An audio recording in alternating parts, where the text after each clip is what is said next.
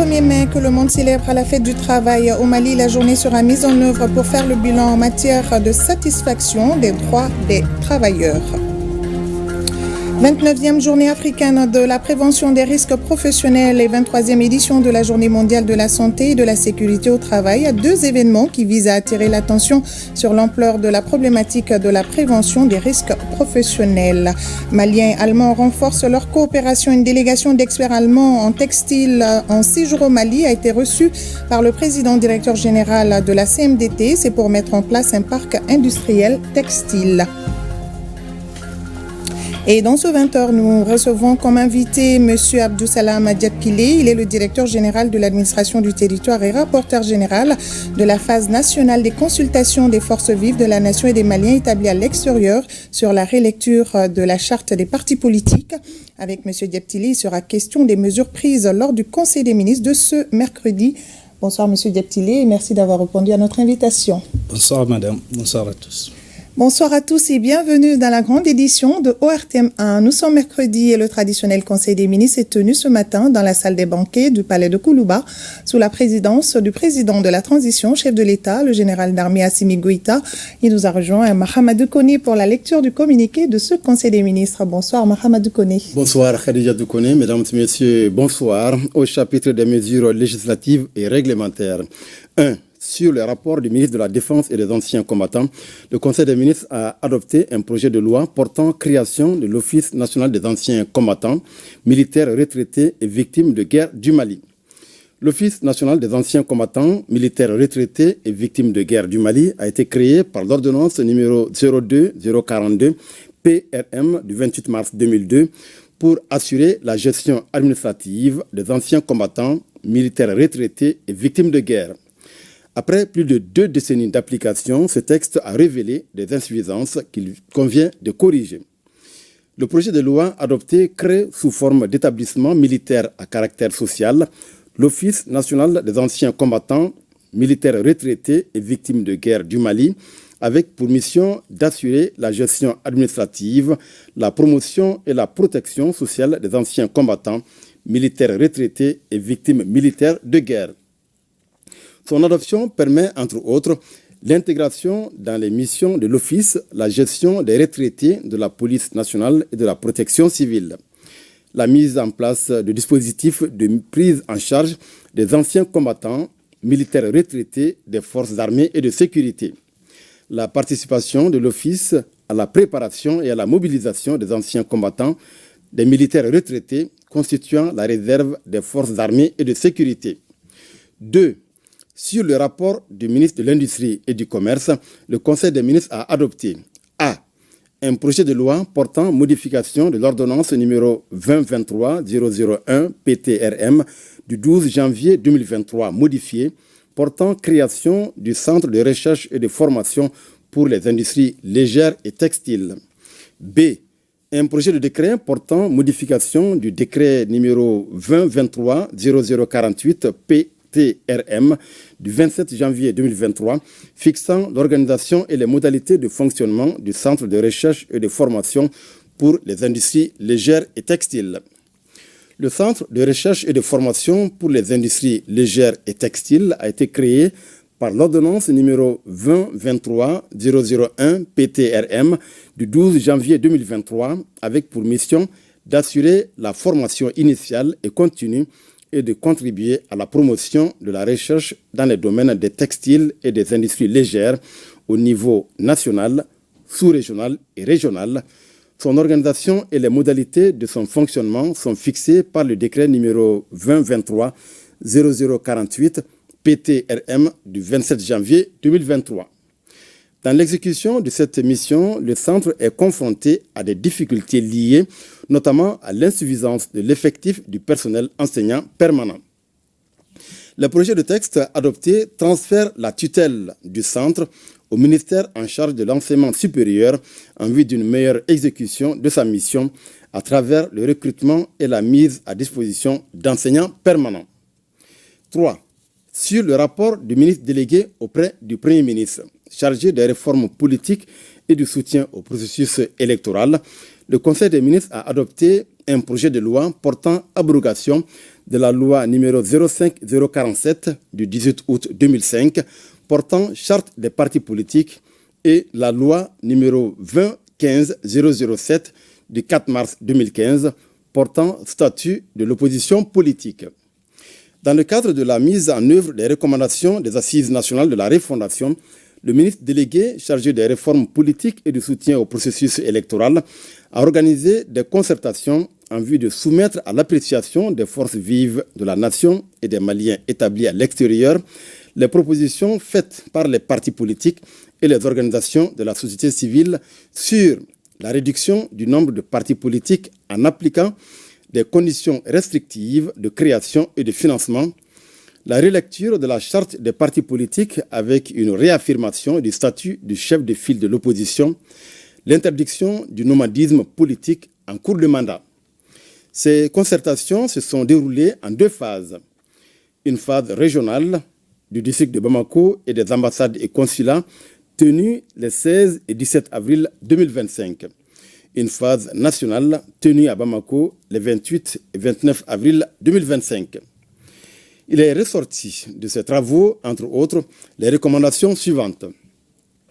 La dissolution des partis politiques et leur réorganisation par une nouvelle législation, la suppression du financement public des activités des partis politiques, l'audit du financement public des partis politiques, la suppression du statut du chef de file de l'opposition politique à travers l'abrogation de la loi numéro 2015007 du 4 mars 2015 portant statut de l'opposition, la révision de la charte de la transition et en installant le général de division, la révision de la charte de la transition en installant le général d'armée Assimi Goïta comme président de la République pour un mandat de 5 ans renouvelable à partir de 2025, à l'instar de ses pairs de l'AES.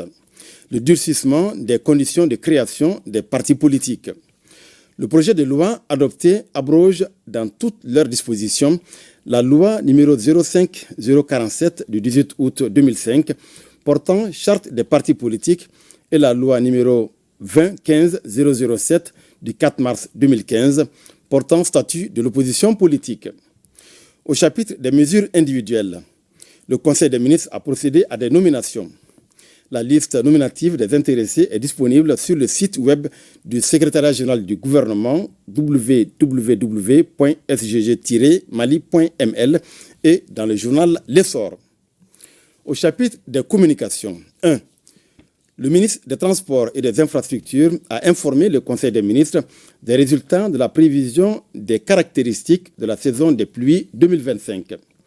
Les services nationaux et régionaux de la météo annoncent au titre de la prévision des caractéristiques de la saison des pluies 2025 une pluviométrie supérieure égale à la moyenne climatologique de la période allant de 1991 à 2020. Il est prévu un démarrage normal à précoce et une fin tardive à normale. Des pauses pluviométriques courtes à moyennes seront observées en début de saison. Elles seront normales à longues en fin de saison. Les écoulements attendus seront normaux à supérieurs sur l'ensemble des cours d'eau du pays. Au regard des quantités de pluie et des écoulements attendus, les risques d'inondation sont élevés. En vue d'assurer une meilleure exploitation des informations fournies, les services techniques sont engagés à réaliser des actions ci-après. La formation et l'information des utilisateurs des différents secteurs socio-économiques sur les résultats de la prévision saisonnière assortie de recommandations spécifiques. La diffusion d'avis et de conseils agro-hydrométéorologiques décadaires destinés aux producteurs ruraux. La diffusion du bulletin d'information agro-hydrométéorologique décadaire destiné aux autorités chargées de l'alerte précoce pour la sécurité alimentaire. La diffusion du bulletin de prévision et d'alerte météorologique destiné aux autorités chargées de la prévention des risques de catastrophes. Des opérations de pluie provoquées seront conduites dans les zones de déficit pluviométrique dès que les conditions météorologiques seront favorables à l'ensemencement des nuages afin de combler les poches de déficit préjudiciables aux cultures. 2. Le ministre de l'Enseignement supérieur et de la Recherche scientifique a informé le Conseil des ministres de l'attribution du prix Hideo Noguchi au professeur Abdoulaye Djimde du Centre de formation et de recherche sur le paludisme. Le Centre de formation et de recherche sur le paludisme est une institution publique au sein des facultés de médecine et d'odontostomatologie et de pharmacie de l'Université des sciences, des techniques et des technologies de Bamako, créée en 1992, avec pour mission de mener des recherches sur le paludisme. Pour répondre aux problèmes complexes et urgents de santé auxquels font face les pays de l'Afrique subsaharienne en général et le Mali en particulier, le centre a diversifié ses activités sous la direction de feu le professeur Ogobara Dumbo.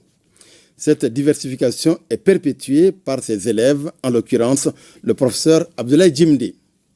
Le professeur Djimde travaille sur la création de divers programmes visant à renforcer les capacités de recherche en Afrique et a été le fer de lance de la formation de partenariats stratégiques mondiaux portant sur le paludisme et la résistance aux médicaments dans la région africaine. Le Japon, réaffirmant son attachement profond aux valeurs de rigueur, d'innovation et d'humanisme en matière de recherche médicale, a décerné le 5e prix Hideo Noguchi pour l'Afrique au professeur Abdoulaye Djimde dans la catégorie de la recherche médicale. La cérémonie solennelle de remise du prix aura lieu au Japon le 22 août 2025. 3. Le ministre de l'Énergie et de l'Eau a informé le Conseil des ministres de la tenue de la rencontre d'échange des régulateurs de l'énergie sur le mécanisme de mise en place d'un cadre harmonisé de régulation dans l'espace confédéral AES, prévu du 6 au 8 mai 2025 à Bamako. Dans le cadre de la mise en cohérence des politiques publiques des États de la Confédération AES, les autorités de régulation du secteur de l'énergie du Burkina Faso, de la République du Mali et de la République du Niger ont décidé de mutualiser leurs efforts pour l'atteinte de la souveraineté énergétique. Pour la mise en œuvre de cette initiative, il est prévu une rencontre d'échange sur le développement et l'indépendance énergétique des pays de l'AES, dont l'objectif est de définir une vision commune de la régulation du secteur de l'énergie. 4.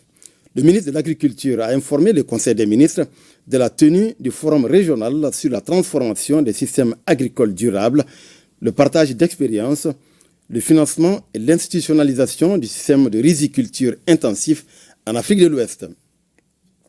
Ce forum régional qui se tiendra à Bamako du 5 au 7 mai 2025 regroupera 13 pays ouest africains, dont les États de la Confédération AES, l'Observatoire du Sahara et du Sahel, et le Conseil ouest et centre africain pour la recherche et le développement agricole sous l'égide du Centre régional de spécialisation sur le riz de l'Institut d'économie rurale. L'objectif du forum est de créer un cadre d'échange entre les acteurs des chaînes de valeur riz afin de dégager des pistes communes pour la promotion du système de riziculture intensif. 5. Le ministre de la Promotion de la Femme, de l'Enfant et de la Famille a informé le Conseil des ministres de la célébration de la 32e édition de la Journée internationale des familles, prévue le 15 mai 2025. La 32e édition de la Journée internationale des familles a pour thème « Rôle et place de la famille dans l'éducation des enfants à nos valeurs ». Cette célébration, qui vise à renforcer le bien-être familial, est une opportunité de faire comprendre les problèmes auxquels les familles sont confrontées, d'attirer l'attention des pouvoirs publics et de sensibiliser les communautés à œuvrer davantage pour promouvoir la famille et renforcer son rôle dans l'éducation des enfants à nos valeurs. La Journée internationale des familles sera marquée par des campagnes de communication digitale, des conférences, débats, des émissions télévisées et radiophoniques. 6. Le ministre de la Santé et du Développement social a informé le Conseil des ministres de la situation épidémiologique du pays, marquée notamment par une diminution du nombre de cas confirmés de dengue comparé à celui de la semaine écoulée. Le président de la transition, chef de l'État, a cependant appelé la population au respect strict des mesures de prévention et de lutte contre les maladies. Voilà, Khadija Toukoné, ce qu'il fallait retenir du communiqué du Conseil des ministres de ce mercredi. Merci beaucoup, Mahamadou Koné. Et je le disais, nous recevons ce soir Abdou Salam Djebtili, directeur général de l'administration du territoire, rapporteur général de la phase nationale des consultations des forces vives de la nation et des Maliens établis à l'extérieur sur la rélecture de la charte des partis politiques. Encore une fois, merci M. Djebtili d'avoir répondu à notre invitation. Merci. Alors, nous venons de suivre les mesures importantes prises en Conseil des ministres de ce mercredi et vous êtes le directeur général de l'administration du territoire. Quelles sont les implications de ces mesures? Merci, madame. Merci à tous nos compatriotes de l'intérieur comme de l'extérieur qui présentement nous écoutent. Vous savez, tout part des assises nationales de la refondation. Dès le début de la transition, les plus hautes autorités ont décidé de refonder en profondeur notre État, dû cette refondation aux crises cycliques que notre pays a connues depuis son indépendance. Et donc, les assises se sont tenues du 27 au 30 décembre 2021. Et à l'issue de cette rencontre importante, 517 recommandations ont été formulées, parmi lesquelles 3 avaient des liens directs avec l'organisation de la vie politique dans notre pays. Ces 3 recommandations étaient, entre autres, la réduction du nombre de partis politiques en appliquant des conditions restrictives de création et de financement. Deuxième recommandation, la relecture de la charte des partis politiques avec une réaffirmation du statut du chef de file de l'opposition. Troisième recommandation, l'interdiction du nomadisme politique en cours de mandat. Et donc, pour la mise en œuvre de ces 3 recommandations, comme il est bon de le préciser, les assises avaient fait des recommandations, mais sur les modalités de leur mise en œuvre, elles sont restées muettes. Et donc, le gouvernement, dans une démarche inclusive, a décidé de consulter les acteurs concernés, c'est-à-dire la classe politique et les organisations de la société civile. À ce titre, le ministre délégué auprès du Premier ministre, chargé des réformes politiques et du soutien au processus électoral, a envoyé des lettres individuelles aux 297 partis politiques existants dans notre pays, en vue de formuler des modalités de mise en œuvre de ces 3 recommandations. Et à l'issue de cette consultation, sur 297 partis politiques, le gouvernement a reçu les réponses de 137 partis politiques. Les 160 sont restés muets. Et donc, face à cette situation, parallélisme des formes oblige, le gouvernement a décidé, en toute souveraineté, de renvoyer ces questions-là aux forces vives de la nation. Et donc, c'est dans ce cadre que les 16 et 17 avril, vous l'avez constaté, dans toutes les régions administratives du Mali et dans le district de Bamako, dans les 49 missions diplomatiques et consulaires, nos compatriotes de l'intérieur comme de l'extérieur ont été consultés. Et à l'issue de ces consultations, la phase nationale s'est tenue les 28 et 29 avril. Et comme vous l'avez vu sur vos antennes ici, hier, 29 mai, les recommandations fortes ont été lues devant toute la nation. Et donc c'est en application de ces recommandations que le Conseil des ministres d'aujourd'hui a décidé de l'abrogation de la loi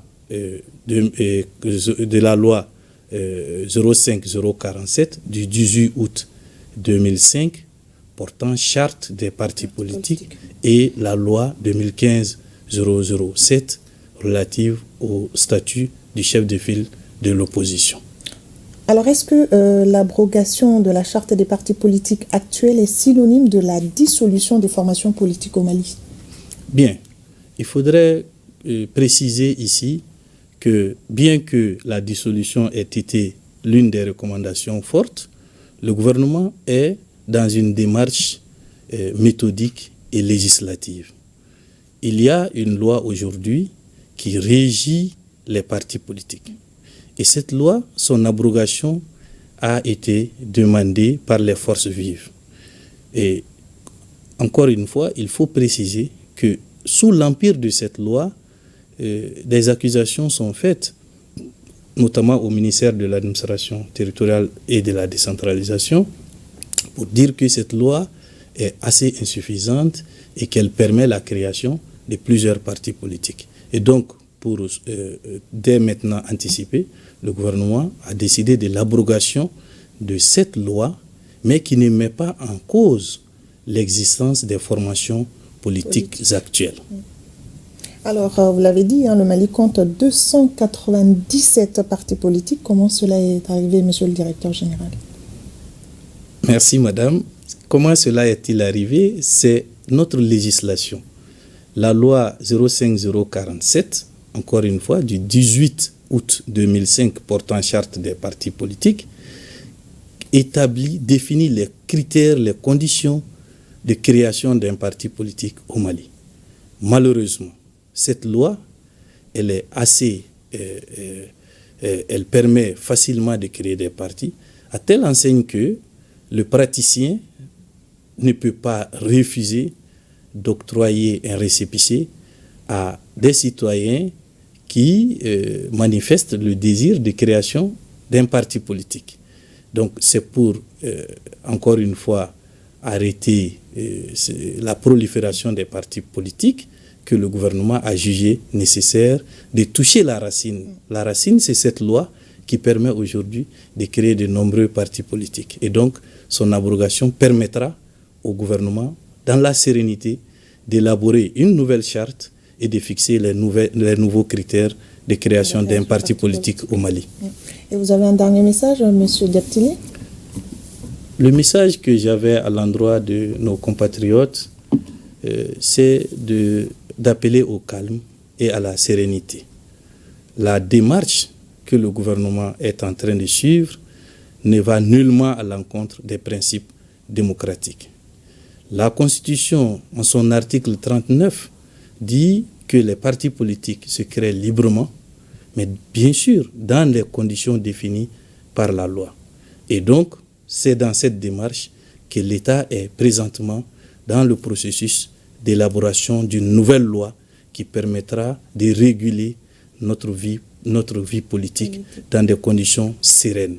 Et surtout, dire à tous nos compatriotes que l'unité, la cohésion sociale doivent être le créneau de toutes et de tous en ces moments. Merci. Merci beaucoup, M. Diaptili. Je rappelle que vous êtes le directeur général de l'administration du territoire et rapporteur général de la phase nationale des consultations des forces vives de la nation et des Maliens établis à l'extérieur sur la rélecture de la charte des partis politiques, encore une fois.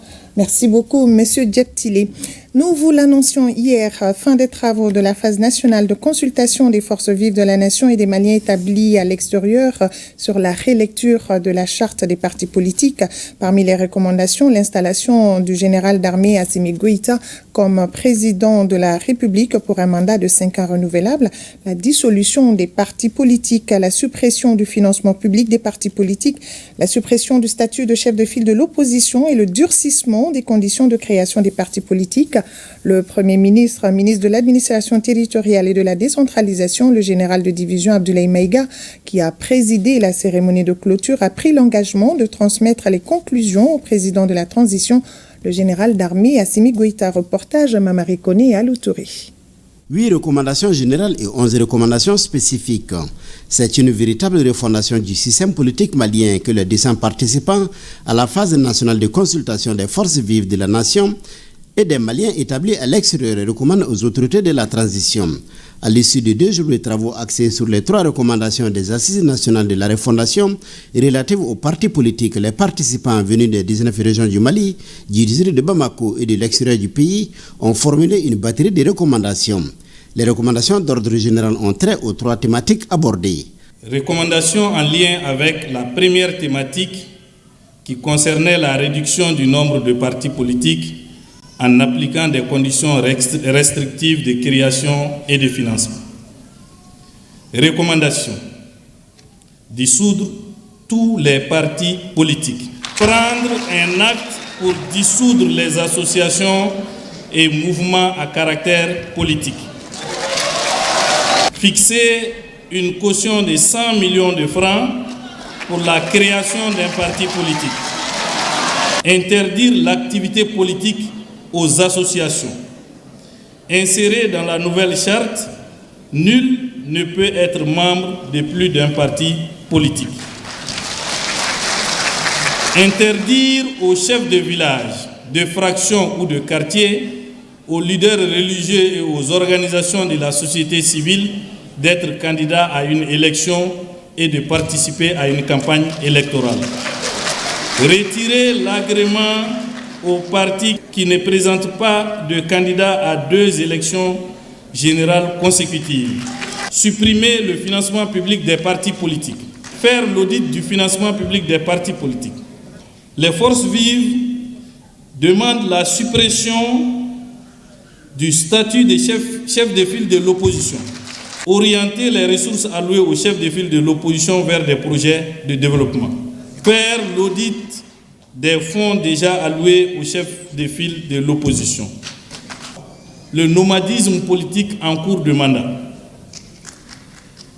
Les forces vives recommandent l'interdiction du nomadisme politique.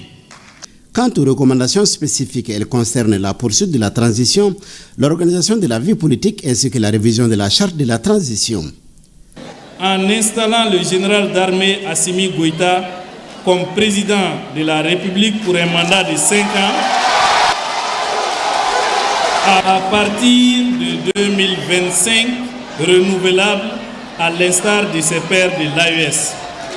Donner le temps qu'il faut aux dirigeants actuels de continuer la gestion de l'État.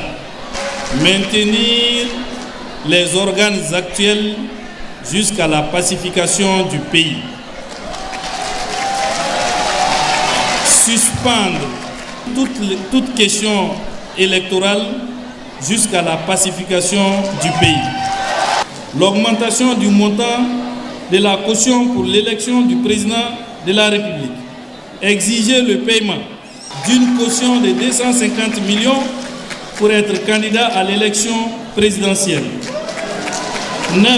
L'instauration d'un scrutin à un seul tour que les forces vives ont appelé scrutin uninominal majoritaire à un tour. Les forces vives de la nation recommandent la traduction des conclusions et leur diffusion dans les langues officielles et par les canaux appropriés. Les participants ont adressé une motion de soutien aux autorités de la transition pour leur combat de tous les jours pour défendre notre honneur et notre dignité dans le différend qui oppose notre pays au gouvernement algérien.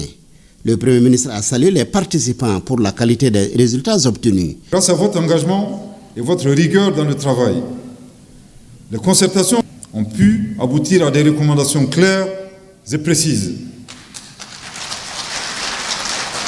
permettant au pays d'avancer et de tourner les pages obscures qui ont conduit à l'effondrement de notre pays. C'est le lieu de saluer les actions de nos vaillantes forces armées de sécurité qui ont permis d'améliorer substantiellement la situation sécuritaire. C'est le lieu également de rendre hommage à l'ensemble des victimes de l'insécurité dans notre pays, victimes civiles, tout comme militaires. J'ai écouté avec beaucoup d'attention les recommandations issues des 2 jours de travaux au titre de la phase nationale de la consultation des forces vives de notre nation et des Maliens établis à l'extérieur. Je remercie également les participants et les félicite bien entendu pour les résultats de qualité obtenus en si peu de temps. Je prends l'engagement de transmettre au président de la transition, chef de l'État, son Excellence le général d'armée Assimi Goïta, les recommandations adoptées par vos assises. Le gouvernement, quant à lui, ne ménagera aucun effort sur la haute autorité du chef de l'État de prendre les dispositions nécessaires pour répondre aux attentes du peuple.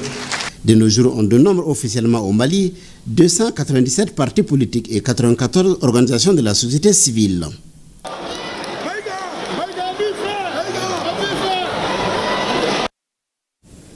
Et au terme des travaux de ces consultations, la rédaction a baladé son micro pour avoir les impressions de certains participants. Beaucoup apprécient l'initiative et saluent les différentes recommandations. Al-Jumatina. Sentiment de satisfaction, j'avoue que les conclusions, sinon les résolutions auxquelles nous sommes parvenus, reflètent largement l'aspiration du peuple. C'est autrement dit que la volonté du peuple a été exprimée, ce changement était attendu, sinon la rectification était attendue. Et c'est ce qui explique effectivement l'engouement, l'enjeu qui est là d'importance. Et c'est pour cela que les Maliens sont mobilisés. Parce que donc il y a ce qu'on appelle donc de nouvelles perspectives qui sont là et qui vont justement couronner ce qu'on appelle cette refondation-là. Et quand on dit refondation, seul le Mali croit. Autrement dit, ce n'est plus le Mali d'hier, mais le Mali qui va aller de l'avant. Nous sommes à l'extérieur, mais je vous dis que nous sommes présents ici. En ce sens que nous suivons de près tout ce qui se passe chez nous. Et nous sommes derrière eux, nous serons derrière eux et nous les soutiendrons. En tant que Maliens de Brazzaville, donc nous sommes là aujourd'hui pour, dans le cadre de la relecture de la charte des partis politiques. Donc les recommandations fortes que nous avons marquées aujourd'hui, c'est non seulement unanimement les forces vives ont décidé de dissoudre les partis politiques et de mettre en place des conditions beaucoup plus rigoureuses que le maximum de partis politiques ne dépasse pas 5 partis politiques. Donc le fait que les partis politiques puissent avoir 100 millions dans leur solde bancaire est une très bonne chose que nous apprécions. Et le fait aussi que pour créer un parti politique, il faut quand même de parrainage, il faut d'autres actions qui sont des conditions vraiment restrictives. Nous avons vu des recommandations spécifiques. Et effectivement, pour être président du Mali, il faut payer non seulement 250 millions, il faut avoir 250 millions pour se présenter comme candidat au présidentiel, mais aussi les recommandations spécifiques qui font que tout le monde est unanime là-dessus, que le mandat du président de la République puisse être un mandat de 5 ans, renouvelable une seconde fois, pour que d'ici là, qu'on puisse assainir tout ce qui concerne les partis politiques et que le Mali puisse redémarrer sur de bonnes bases. Nous venons de participer à une page de l'histoire de notre pays à travers ces réformes de la charte des partis politiques. À travers ces recommandations, nous avons compris que ce n'est pas une affaire de partis politiques ni d'organisation de la société civile, mais il s'agit d'une réforme pour le Mali, pour un futur meilleur pour le Mali, pour un avenir meilleur pour le Mali, car aujourd'hui, les nouvelles donnes politiques vont donner à ce qu'une nouvelle figuration, une nouvelle réorganisation de la politique malienne adaptée aux réalités du Mali et au contexte malien, capable vraiment de répondre à l'aspiration du peuple malien. Et non plus aussi, les organisations de la société civile ont été demandées aussi, non seulement de ne pas faire la politique, mais de rester dans leur cadre pour enfin jouer leur rôle. Le CNJ Mali, à travers tous ces démembrements, nous avons participé depuis la phase régionale. Nous prenons acte par rapport à ce qui s'est passé. Et après les travaux de la phase nationale de la concertation des forces vives de la nation et des Maliens de l'extérieur sur la relecture de la charte des partis politiques, les Maliens saluent ces résolutions qui, pour eux, permettent au pays d'avancer. Djemba Moussa Konaté a tendu son micro au Bamako, suivant leur réaction.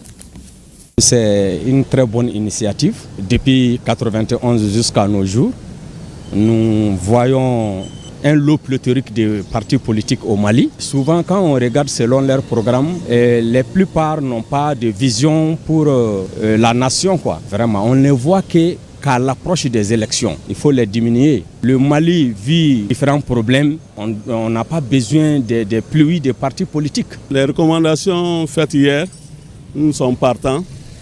Vraiment, la réduction des partis politiques, vraiment, nous sommes pour. Parce qu'il y a trop de partis politiques. La transhumance politique, c'est même un problème. Si on fixe un quota, même au-delà de 100 millions, pour qu'on réduise les partis à 2 ou bien jusqu'à 3, c'est une bonne chose. La population souffre. On donne des millions au chef de l'opposition. Ce n'est pas une très bonne chose. Le mandat du président de la transition 5 ans, c'est une bonne chose. Tout ce que je peux demander, qu'on ait l'esprit du patriotisme. Si on a l'esprit du patriotisme, ça c'est au-dessus de tout le monde. Et les anciens combattants militaires retraités, veuves et victimes de guerre adhèrent pleinement aux recommandations faites par les forces vives de la nation. Les anciens combattants militaires retraités, veuves et victimes de guerre du Mali soutiennent le général d'armée Assimi Goïta, président de la transition, chef suprême des armées, chef de l'État, pour les efforts qu'il déploie au quotidien avec son équipe gouvernementale pour le maintien de la paix et de la sécurité et pour le développement du Mali. En conséquence, ils soutiennent particulièrement l'élévation du président de la transition, le général d'armée Assimi Goïta, au rang du président de la République.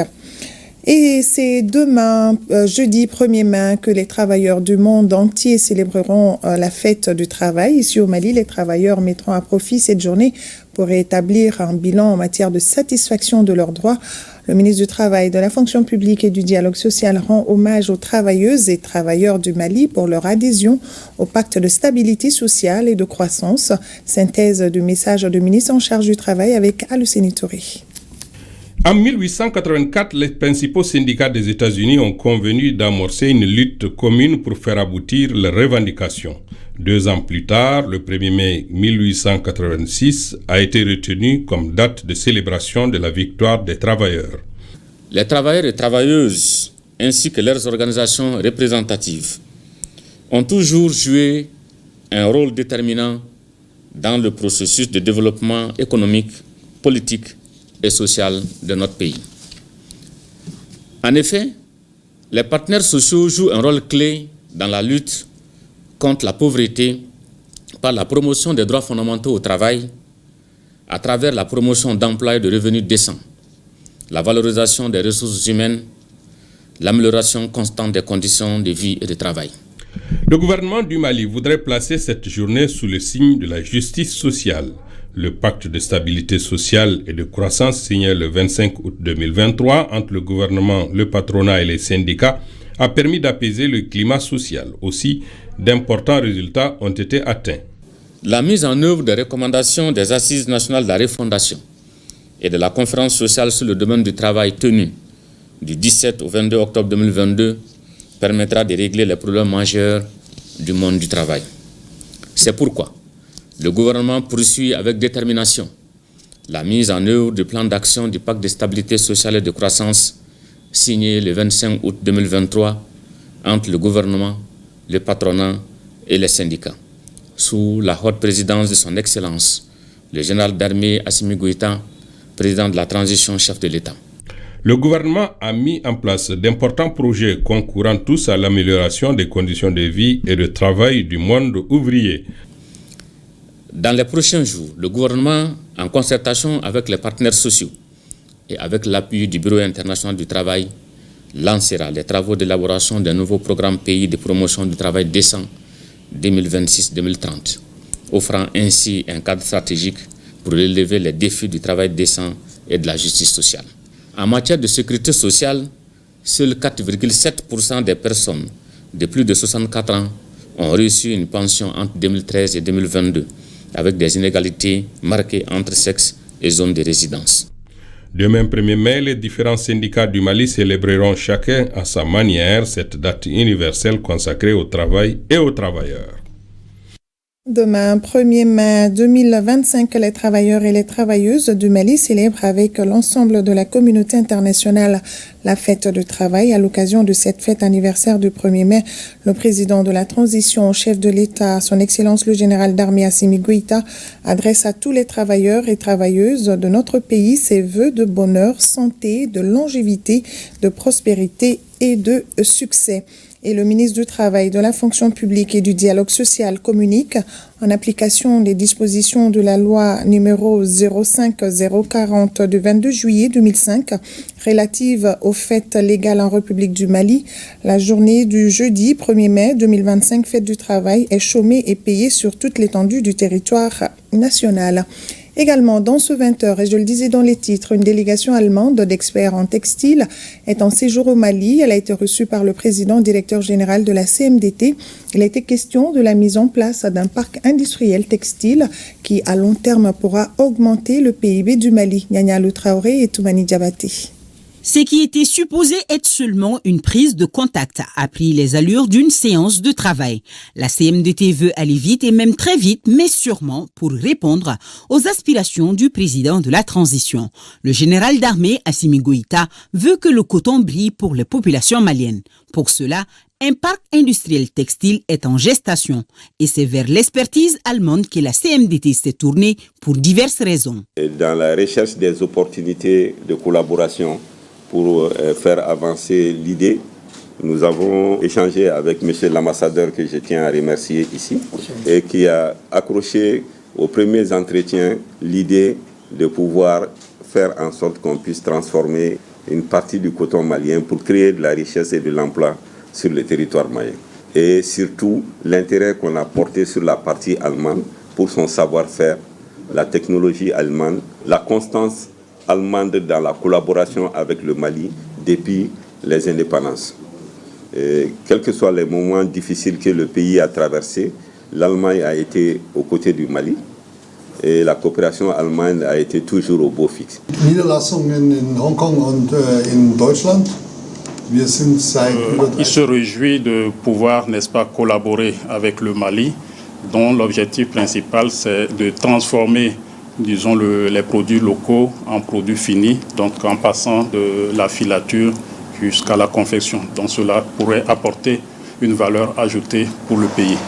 Il a su apprécier, disons, la qualité du coton du Mali et donc il pense qu'il y a une perspective beaucoup plus axée qui permettrait, n'est-ce pas, de pouvoir, n'est-ce pas, fournir, disons, cette valeur ajoutée à d'autres pays et même faire l'exportation vers les États-Unis et l'Europe. L'objectif aujourd'hui, c'est de voir exactement comment la CMDT pourrait nous accorder cette possibilité d'avoir ce projet, ne serait-ce pour pouvoir créer une valeur ajoutée qui peut impacter beaucoup le pays. Le président directeur général de la CMDT nourrit des ambitions pour le coton malien. Aujourd'hui, moins de 5% de fibres de coton sont transformées localement. Mamadou Moustapha Diarra, en droite ligne de la lettre de cadrage adressée au Premier ministre par le chef de l'État, veut dépasser ce chiffre. Il compte transformer jusqu'à 30 000 tonnes de fibres de coton localement d'ici à 2030. Que le Mali puisse être un grand producteur de coton et qu'au Mali, on ne puisse même pas transformer ne serait-ce que 10% de ce coton au Mali. Là, vraiment, moi, c'était comme une arête dans ma gorge. Et quand le professeur Diarra m'a contacté, je me suis dit que c'était du pain béni. Et je dis que là, comme disent les militaires, je dis maintenant, go, on y va, hein, c'est les 10 days, on descend. Et on va le faire, advienne que pourra. La question de la transformation du coton au Mali est une des priorités du président de la transition, son Excellence le général d'armée Assimi Goïta, qui a tenu à nous donner les facilités nécessaires pour que l'on puisse travailler à la concrétisation de projets de développement textile, d'où l'idée de complexe textile. Et la mission que vous voyez ici, qui va cette semaine travailler avec nous à préciser les idées, les orientations du projet. Et ce n'est que le début d'un processus qu'on souhaite réussir et avoir un modèle de développement pour que d'autres investisseurs maliens puissent répliquer ce modèle-là afin qu'on puisse transformer le maximum de fibres de coton sur place. Une présentation de la CMDT a été faite aux invités du jour. Ils apprennent qu'elle a été créée en 1974 et compte aujourd'hui plus de 5000 employés. La structure cotonnière est implantée à travers ses différentes filiales partout dans le pays. Et la CMDT, sur la période 2021-2025, prévoit la production de plus d'1 million de tonnes de coton-graines et plus de 3 millions de tonnes de céréales sèches. 29e journée africaine de la prévention des risques professionnels, la 23e édition de la Journée mondiale de la santé et de la sécurité du travail, 2 événements qui visent à attirer l'attention sur l'ampleur de la problématique de la prévention des risques professionnels. Compte rendu Barakissa Ouattara et Aboubakar Traoré. Victime d'un accident de travail, Yanfougo Sanogo a été amputé d'une jambe en 2004. Depuis lors, il bénéficie de l'accompagnement de l'INPS. J'ai été victime d'un accident de travail terrible qui a brisé mon tibia en deux et fracturé l'os. Aussitôt, j'ai été transporté à l'hôtel de Gambertolé, amené au pavillon INPS. Le lendemain matin, une délégation de l'INPS m'a rendu visite. Après leur départ, ma prise en charge a été accélérée. Tous les médicaments nécessaires à mon amputation ont été réunis. À l'échelle mondiale, l'Organisation internationale du travail révèle que près d'un accident du travail mortel sur 5 a lieu en Afrique. Selon elle toujours, les accidents du travail provoquent le décès de plus de 2 millions de travailleurs dans le monde chaque année.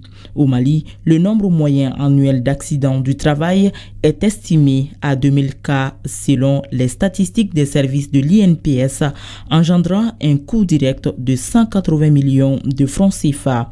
Des chiffres largement en deçà de la réalité à cause de la non-déclaration. L'OIT a estimé que près de 4% de la part des indemnités et absences du travail dues aux accidents de travail et maladies dans le monde sont liées aux accidents de travail.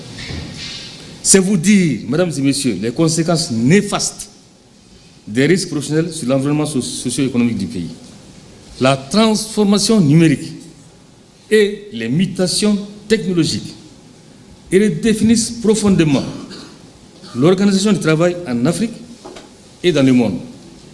Si ces évolutions offrent des opportunités majeures en termes de productivité et de flexibilité, elles engendrent également de nouveaux défis en matière de santé et sécurité au travail.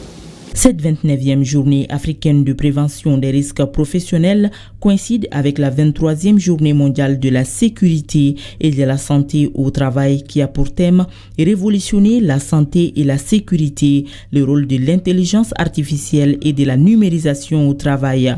Solidarité gouvernementale oblige, la ministre congolaise des Affaires sociales, de la solidarité et de l'action humanitaire à la tête d'une forte délégation s'est jointe à cette cérémonie. Au ministre en charge du travail d'insister sur la transformation du monde du travail désormais porté par la numérisation et les mutations technologiques. La prévention des risques professionnels à l'ère du numérique et face aux mutations technologiques ne doit pas être comme un simple défi à relever, mais comme une véritable opportunité de créer des environnements de travail plus sûrs, plus humains et plus inclusifs. En effet, la Direction nationale du travail et ses démembrements régionaux ont enregistré en 2024 305 cas d'accidents de travail, dont 8 cas mortels, contre 326 en 2023. Cette situation devrait fortement interpeller chacun d'entre nous, à quelque niveau personnel qu'il soit, à prendre des dispositions idoines pour faire de son milieu de travail un lieu sûr et salubre. La ministre de la Santé et du Développement social a pour sa part mis l'accent sur la collaboration entre employeurs, salariés et institutions. Le but de cette journée est d'attirer l'attention de l'opinion nationale et internationale sur l'ampleur de la problématique de la prévention des risques professionnels, dont les accidents de travail et les maladies professionnelles. Par ailleurs, ces thèmes nous incitent à examiner les nouvelles réalités dont la numérisation, le télétravail et la robotique, auxquels fait face le monde du travail et à anticiper les risques y afférents. Les avancées numériques et technologiques nous apportent des solutions innovantes, mais nous confrontent également à des défis inédits, notamment en matière de santé au travail. En tant que ministère de la Santé et du Développement social, notre priorité est de se porter garant que les conditions sanitaires des milieux professionnels soient adaptées à toutes les évolutions technologiques. La finalité, c'est de surtout créer un environnement de travail plus sûr et plus humain en mettant à profit le potentiel de la technologie sans négliger la santé et la sécurité des individus.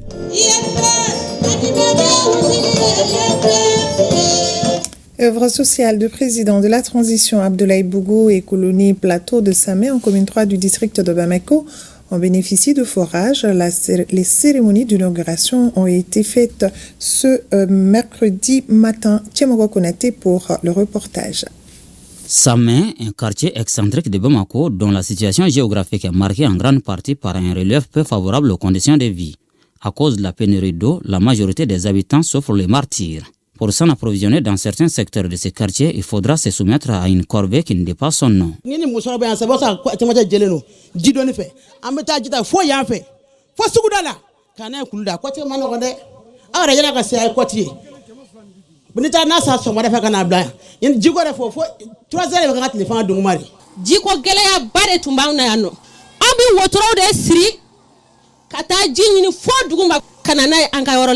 Ambe wuli su dugukla ambe ta jinyini kumaro la nambora sogoma fo 16h oyanga ji soro kumai. Une corvée qui appartient désormais au passé grâce au président de la transition qui y transporte une fois de plus ses œuvres sociales.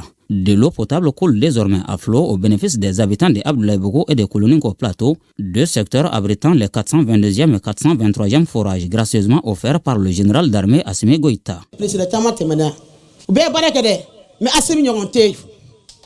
Asim yonte asim yam de onyiche kam musore nyiche ka yala ka chora ka jidi mugoma a fola fola asimi ne amentlo a fola fola asimi mbedo ka halibi alaka shiyan kana alaka kalfanana halibi amba ko de amba alaka amikla ko amba ko. Nous sommes à plus de 420 forages inaugurés.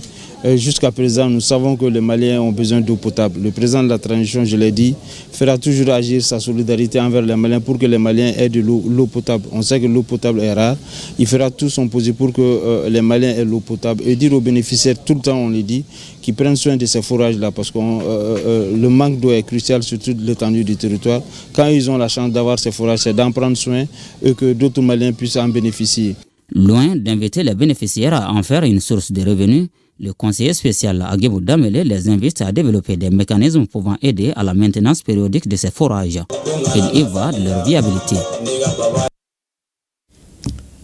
Fourniture de gao en carburant, une promesse tenue par les autorités maliennes pour faire face à la rupture de carburant dans les régions du Nord. 40 citernes viennent d'arriver à Gao pour le bonheur des populations. Dans le cadre de la coopération entre les forces armées de l'AIS, les fans du Niger ont escorté le convoi de Niamey à Labezanga. Le relais a été passé aux FAMA qui ont continué avec le convoi de Labezanga jusqu'à Gao. Le reportage de Aliou Idrissa Maïga.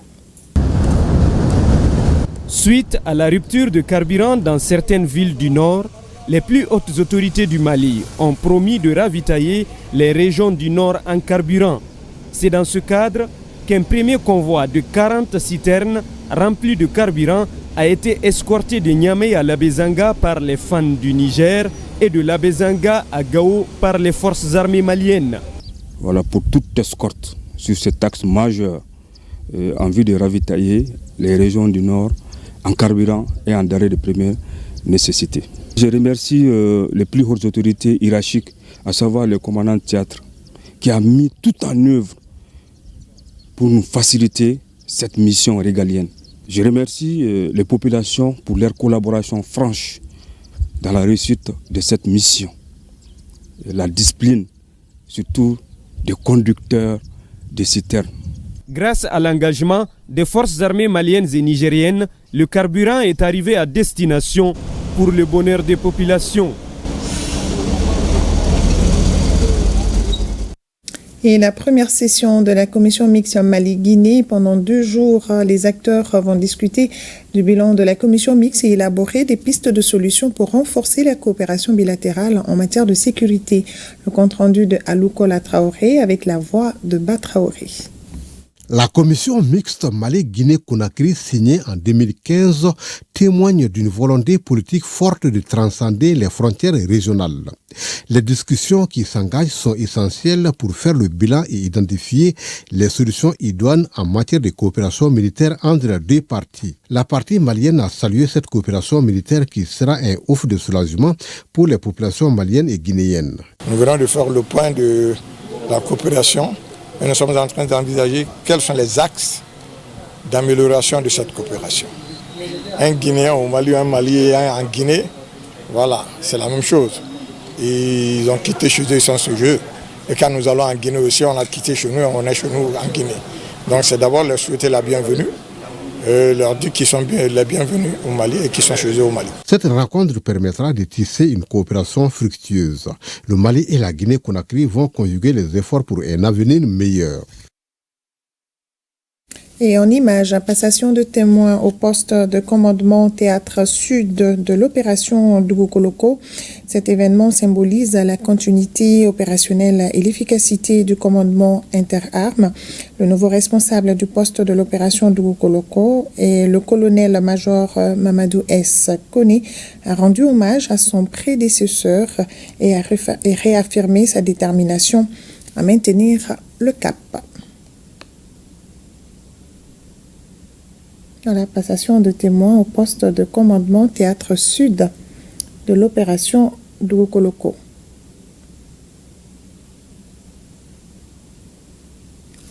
À Taoudéni, le coordinateur résident des Nations Unies a rencontré les autorités régionales. Il a ensuite visité les réalisations faites dans le cadre de l'humanitaire et le développement communautaire. Reportage Fousseni Samake Yacouba Kone de ORTM Taoudéni.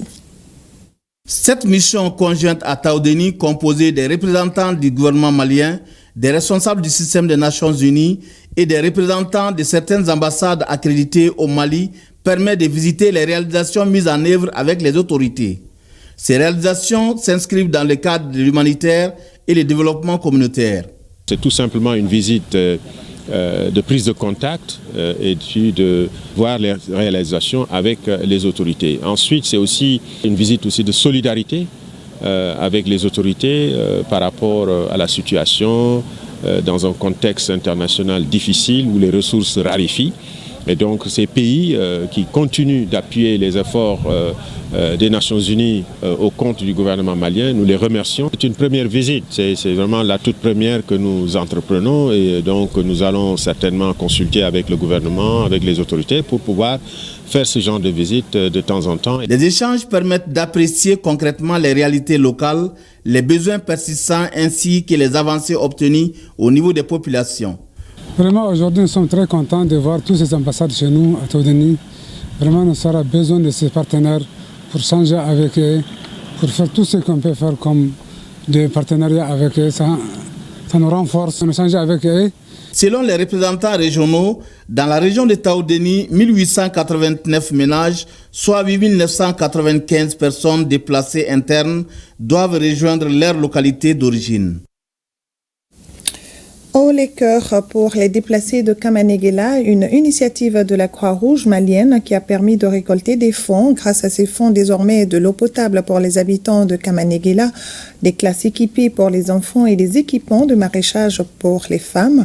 Envoyé spéciaux à Kamanegela dans le cercle de Sélingué, région de Bougouni, Abibatou Koyan Diakité et Abdul Salam Bambara. C'est la fête au village de Kamanegela. Mais que célèbrent les populations de la commune rurale de Tchakadougou, à quelques 7 km de la ville de Sélingué ce 24 avril? Eh bien, l'inauguration d'infrastructures sociales de base offertes par la Croix-Rouge malienne. Si vous vous souvenez, il y a un an, jour pour jour, la Croix-Rouge malienne a organisé un événement de levée de fonds avec l'appui de l'ORTM où nous avons effectivement pu lever 71 millions de francs CFA pour venir en aide aux populations déplacées du centre qui se sont retrouvées ici. Nous avons pu construire 3 salles de classe. Nous avons réhabilité aussi les latrines. Nous avons mis en place une mini-adduction d'eau sommaire et nous avons aussi construit des périmètres maraîchers au bénéfice des femmes déplacées mais aussi des femmes des populations hautes. D'une pierre deux coups, le projet haut les cœurs pour les déplacés de Kamanegela profite ainsi aux déplacés internes et aux populations de cette communauté vulnérable. Ils s'en réjouissent. C'est la Croix-Rouge qui nous a offert un périmètre maraîcher bien aménagé. Nous en sommes ravis. Cela dit, nous souhaitons être mis dans les conditions pour assurer l'autosuffisance alimentaire dans notre village. La construction de ces salles de classe nous soulage énormément. Dorénavant, les élèves de la première à la 6e année de Kamanegela vont étudier dans de meilleures conditions.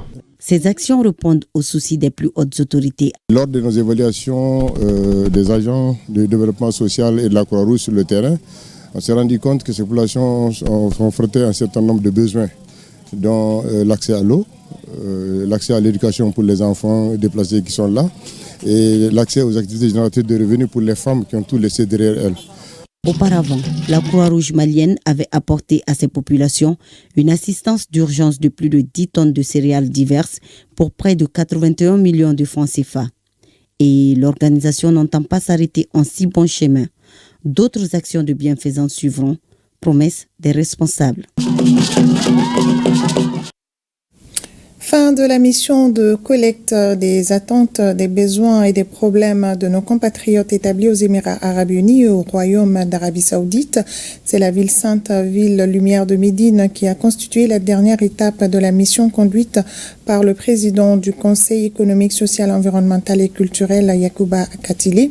L'impérieuse nécessité de créer un bureau du consulat à Médine pour une prise en charge rapide des problèmes administratifs de la dite communauté, les difficultés de couverture sanitaire pour les compatriotes en situation irrégulière, l'inexistence d'un système éducatif pour les enfants issus de l'immigration, les conditions difficiles d'obtention de la carte de séjour et l'épineuse question de correction de la carte NINA constituent en substance les difficultés et autres attentes exprimées par la forte délégation communauté malienne établie à Médine.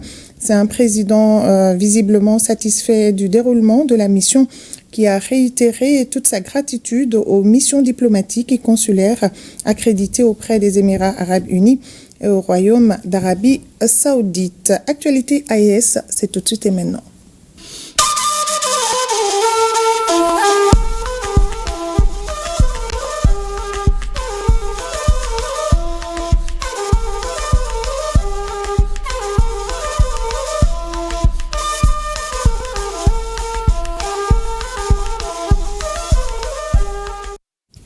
Fin du forum sur le suivi du financement du développement au Burkina Faso. Le forum a relevé la nécessité d'accroître les investissements en faveur du développement dans un contexte difficile. L'atteinte des objectifs du développement durable reste la priorité.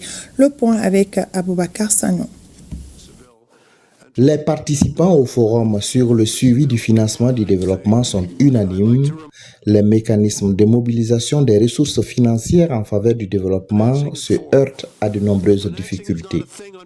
Rappelant que les financements alloués aux objectifs de développement durable sont insuffisants, ils appellent à des actions ambitieuses en matière d'investissement et à une réforme de l'architecture financière internationale. Il y a eu cet échange très important avec les institutions de financement, les institutions de Bretton Woods, que sont la Banque mondiale et le Fonds monétaire international, par rapport donc à les engagements qu'ils ont eu à prendre pour accompagner les États en matière donc de financement du développement et surtout alors, par rapport à ce qui reste à faire que nous puissions ensemble, en tout cas, atteindre les objectifs de développement durable.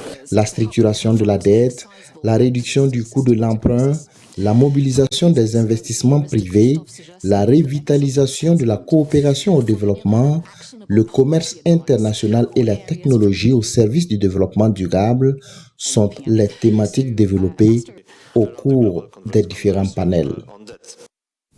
Renforcement de la coopération entre le Niger et la Fédération de Russie avec cette rencontre d'échange entre Russes et Nigériens. Au cours de la rencontre, plusieurs sujets d'intérêt commun ont été discutés. Mariama Dakou.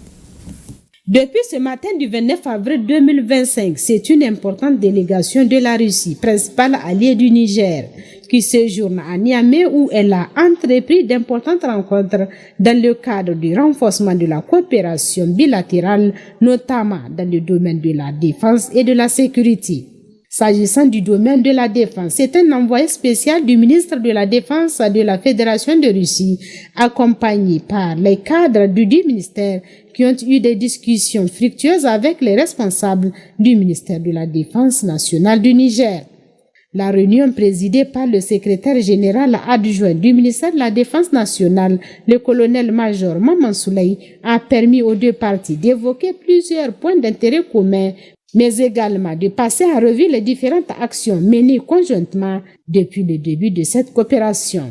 La réunion s'est achevée sur une note de satisfaction générale des deux parties et a permis de tracer de nouvelles lignes de coordination visant à renforcer les liens de coopération déjà au beau fixe.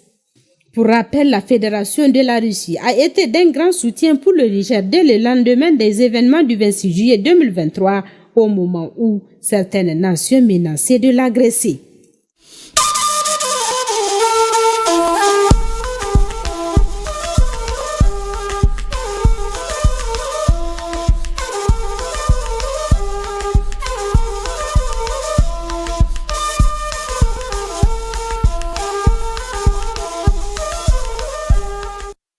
Dans la commune urbaine de Sikasso, les 12 SESCOM bénéficient de l'accompagnement de l'ONG espagnole MZC. Cet appui entre dans le cadre de la phase 2 du projet Amélioration des services de santé publique à Sikasso pour accroître l'accès des femmes et des filles à la santé sexuelle et reproductive. Vous pourrez suivre dans nos programmes et après ce journal un magazine sur ces réalisations. Et le collectif des associations musulmanes du Mali et la communauté musulmane disent avoir appris avec tristesse l'assassinat de notre compatriote Aboubacar Cissé le vendredi dernier dans la mosquée de la Grande Combe en France. Ils dénoncent cette haine lâche, raciste et islamophobe. Le collectif des associations musulmanes du Mali et la communauté musulmane présentent ses condoléances les plus attristées à la famille et de Monsieur Cissé et que son âme repose en paix. Ils invitent toutes les mosquées du Mali à faire des bénédictions à la grande prière du vendredi pour notre compatriote assassiné. En cette douloureuse circonstance, le collectif des associations musulmanes du Mali rassure les autorités maliennes de son soutien et indéfectible contre toute entreprise malveillante contre les ressortissants maliens à l'étranger. C'est la fin de cette édition. Merci à vous de l'avoir suivi. Le travail n'est pas une simple tâche à accomplir, mais un art de forger ses rêves, de bâtir son avenir et de façonner la personne que l'on devient, disaient nos grands-pères. Demain 1er mai, fête des travailleurs. Bonne fête à tous et à toutes. Le Mali pour tous et tous pour le Mali. Bonne fin de soirée à tous.